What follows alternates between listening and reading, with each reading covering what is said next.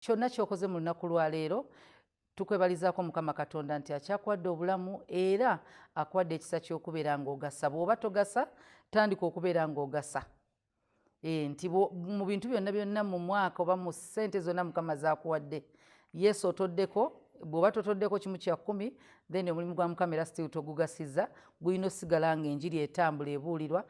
Ssente ezo eziweebwayo mu church, mujjawulira ebintu bingi ebyogerwa ku ssente ezo, abasumba bajja zirya, bajja kola ki, naye ekiragiro kya Mukama gwe waayo. Naye tulabye nti emirimu gya Mukama gye gikoleddwa nnyo, abantu batunulira nnyo ekibi kimu ne beerabira 99 ebirungi ebikoleddwa. So omuntu ssente za Mukama z'owaayo zikola emirimu mu Kanisa. Waliwo emmere gye tugamba nti give us this day our daily bread. Waliwo daily bread eyo ey'omwoyo, ng'amazima okubeera ng'enjiri ebuulirwa weetaagamu ensimbi. Crusades ng'oggyeko house of prayer, naye amakanisa mangi agategeka crusades yonna yonna gy'osabira. Then wetunulira medias, wetunulira salt media, ezo zonna ssente ezirwaninga operational costs eziba mu church and media. So twebaza Mukama Katonda nti ogasizza mu buweereza, naye ate ne ku nsi abantu abalala obagasizza. Obulidde enjiri ng'owaayo kimu eky'ekkumi n'ekiweebwayo, naye ate waliwo z'otuulako n'ogamba omwana ono kamuwe ekyokulya. Tukwebalizaako Mukama Katonda era tukwaniriza ku dawe. Waliwo ekiba kirabikako ng'ekyo kyoyogeddeko nti amakanisa mangi gayina media ze galwaninga, ate n'operational costs eza local church, nti muyina amasannyalaze, muyina amazzi, muyina ebintu bingi. Naye Mukama bwe yali ayogera ku kuleeta ekimu eky'ekkumi, yagamba nti muleete ekimu eky'ekkumi ekiramba mu ggwanika, mu nnyumba yange mubeeremu emmere. Abasumba bangi abateekubira bulango oba abateeranga, abateefuuyira mulere, abaliisa abantu bangi. Kituufu. Era balina costs ezitayogerwako na mu church. Bangi abasumba abaweeredde abaana. Kituufu. Bangi abalabiridde abanaku nga tajja kujjaawo alangirire. Abatera okulangirira nabo balangirira, naye abatalangirira bangi nnyo. Kituufu. Era omuntu bw'abulwa obuddukiro addukira mu church. Yes, nzikiriza musumba nti emmere, waliwo emmere ey'omubiri n'emmere ey'omwoyo. So zonna tezirina kubula mu nnyumba ya Mukama. N'akatono. So ey'omubiri eyo weeri, naye ey'omwoyo ekyasingira ddala obukulu. Kubanga bwagamba mugende mu nsi yonna mubuulire enjiri, enjiri erimitingibwa ebintu ebimu oluusi. Eziyizibwa.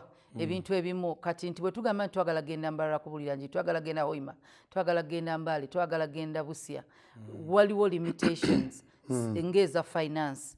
So ojja kwesanga ng'abantu bwe bawaayo, ate ssente ezo zisasula sound, zisasula abaweereza, ne zirabirira abaweereza, ne zipangisa ebintu byonna. Kwegamba event yonna yonna eya crusade, ennaku zino okuvuba omwoyo si kyekintu ekiri ekyalayisi, kati omwoyo guli okuva edda, omwoyo gulina price. Mukama waffe Yesu omumanyi ng'abuulira enjiri mu kitabo kya Luka essuula ya 8. Luka essuula y'omunaana, Bayibuli egamba nti n'abuulira enjiri, n'atambula mu bibuga ne mu mbuga ng'ali n'abayigirizwa. Naye ate waliwo abakyala abaamuteekangamu ssente n'abalala abavaako dayimooni. Awo lwatuuka oluvannyumako katono n'atambula mu bibuga ne mu mbuga ng'abuulira ng'atenda enjiri y'obwakabaka bwa Katonda. Bali 12 nga bali naye. Olwo ne Yuda Iskariote ng'akyaliko, Yesu tannaba kuweebwayo mu mikono gy'abalabe. N'abakazi abaawonyezebwako dayimooni lwe lunyiriri olwokubiri, n'endwadde. Mariyamu ayitibwa Mangadaleena eyavaako dayimooni 7. Ono nno okwagala kwe kwagendera ddala paka ye mukyala oli agenda ne Mariyamu ne baserengeta ku ntaana ya Yesu okulaba engeri gye banaateeka obuwoowo ku mulambo gwe, naye nga batambula beeraliikiridde, engeri gye banajjawo ejjinja. Kati y'ono Mariyamu Mangadaleena ye bwe yawona yasiimira ddala, yafuuka kitundu. Waliwo abantu ng'abaweereza nga tojja balaba ku kituuti, naye nga bagenda kubeera beesigwa ne offices ze baafuna. bagenda kubeera abeesigwa n'emirimu gye baafuna. Katono Maria Magdalena eyavaako dayimoni omusanvu ye yasiima kubanga dayimoni omusanvu ezo zaali zaakwatira ddala obulamu bwe. Kati Bayibuli egamba nti ne Yowanna mukakuza ne Suzaana erinnya eryo si giriveeyo ne Suzaana n'abalala bangi abaweerezanga n'ebintu bye baalina.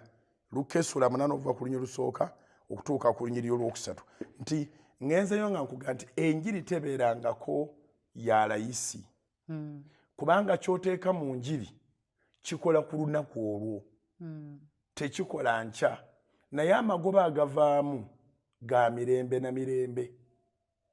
Amagoba agava mu njiri kuba omuntu bw'alokoka alokokera ddala. Era ketwogera n'abantu bangi abalokoka naye tebamanyi nti waliwo abaateekamu ssente enjiri eyeebulirwe, oba walokokera ku TV, oba olokokera ku radio, oba olokokera ku social media.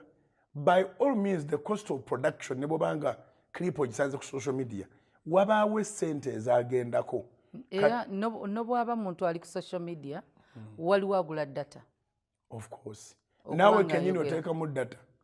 So the gospel has never been cheap. Era kyekintu omuntu kyateekamu ssente n'asanyuka mu buli ngeri yonna. Bw'oteekayo ssente, bw'ogondera Mukama n'oteekayo ssente zo, kiri ky'osoose okwogera nti abamu babagamba bagenda kubabba. Akugamba nti bagenda kubabba ezizo ate zigenda mu bbaala. Kakati ebbaala kale siganye tekubba naye ofunamu ki? Naye Sitaani anti amanyi amaanyi g'okuwaayo gwe wennyini olina omukisa gw'ofuna. So ogwo tayagala ogutaapinge naye ye alaba gw'ayimiriza era ajja kulaga byonna ebiraga nti tolina kuwaayo ssente. Kuba bw'onooziwaayo zisobola okugatibwagatibwa ne zikendeeza ate abali mu kwonooneka. Era bwe kiri kati